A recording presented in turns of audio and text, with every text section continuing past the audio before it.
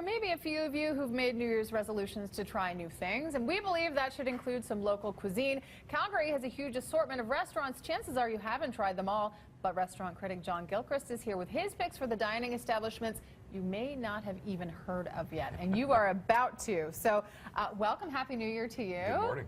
I don't know how you keep track of all of these things. It's unbelievable, but we looked to you to find, we don't want to call them, maybe a hole in the wall is a bit of a misnomer. Hidden gems. Hidden gems. Yes. We'll call them hidden gems. Yes. So let's start with a place called Saffron Mantra on Center Street. Well, yeah, you wouldn't normally go to Beddington to find a good restaurant. Not a lovely community, but not known as a restaurant hotbed. But Saffron Mantra, it's an old pub.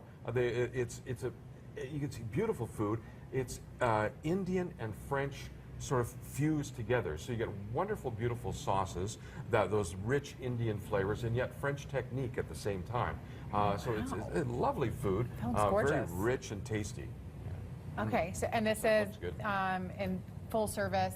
Full service restaurant, like I say, it doesn't look like a whole lot because it used to be a pub. The people who put it together didn't have a whole lot of money to convert it, so the look isn't there, but the food certainly is. Okay, if the food speaks for itself, that's all I need to hear. Yeah. Next up, we're trying a taste of Hungry, Jonas's. Yeah, Jonas's is just over here in downtown. It used to be a laundromat. That's how much of a hidden gem it is. But if you want the full Hungarian package, we were there just the other night, had the chicken paprikash. They've raised the prices. You know, it's like a full plate of paprikash, which would feed a family of 6 with leftovers, is now almost $20. I mean, it's look at that. There's your schnitzel platter. Schnitzel. 3 schnitzels on a plate. This is serious food. And lovely people. Jonas Janusz and his wife Roja run this place. They've been there for quite a while now, but it's the kind of place that you'll drive right by on 6th Avenue and never even see it. Okay, well now you know it is on 6th. And we'll have links, by the way, on our website so you know exactly where these places are. Mimo, Portuguese, I love Portuguese food. When you go out to Forest Lawn, you see a lot of great Asian restaurants. Yes. But if you go into Little Saigon Plaza, in the back row, off 17th Avenue, people always get lost going to this place. You'll find Mimo, and it's been there for over 25 years. It's a wonderful restaurant. They're about to undergo some renovations, but they do the terrific Azores-style Portuguese cuisine. Frango no churrasco. Frango is a barbecued chicken that's absolutely wonderful. Yeah. They do the flame chorizo sausage. They do their own prosciutto. You know, these charcuterie has been big in all the trendy restaurants.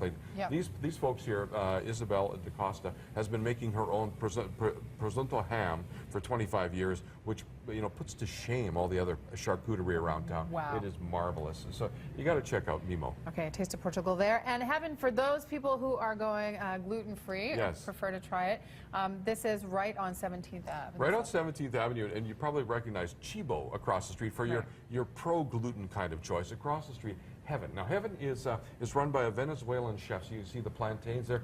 Everything there is gluten-free, and she is a very professional chef with some great ideas, and because her style is mostly Latin American, the food is a corn base, has the plantain base, has the yucca base, so you don't have any gluten at all on the menu. It's a lovely place. That is perfect. Just a tiny place. And something for people who need that gluten-free.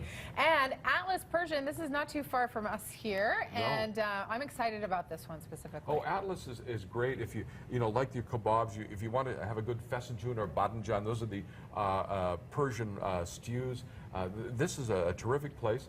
There's no alcohol here, but the food is absolutely marvelous. And one of the things that's great about these hidden gems too, they're not that noisy. So many of the new places have come on. There's all hard services. They're crammed together. They're loud. Whereas places like Atlas, you can actually go in and have a lovely meal and be able to talk to the people that you're there with. A little saffron in the rice there. Lovely food. These all look marvelous. We'll put links up on our website, breakfasttelevision.ca.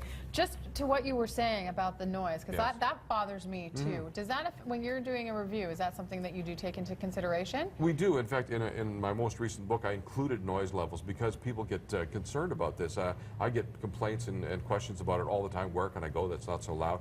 And I've talk to servers who've left the industry, because for us as diners, we go and we spend an hour, hour and a half, and you know, you go, oh man, it's noisy. Can you imagine working in that for 8 hours when you can't hear the people you're supposed to be talking to? You know, when you're trying to take an order from someone who's soft-spoken and you can't figure out if they want the chicken parmesan or an eggplant. You know, it's gotten a bit carried away in some places. And I would think, if I were a restaurant designer, that that's one of the first things I would take into consideration is the acoustics of the space. Certainly, but you know, trends right now are very much hard surface. Right. And but you look at places like Market, which was my pick for top new restaurant of 2013. They have retrofitted with sound baffling to try to knock down some of the sound levels. Again, you know, if once they open and they find out how loud it is, then some people have been doing some things to make it more comfortable for their patrons. And do make sure you pick this up, John. Let's just show the camera this very quickly. My favorite restaurants, the newest edition from John Gilchrist. It is like a Bible. You just keep it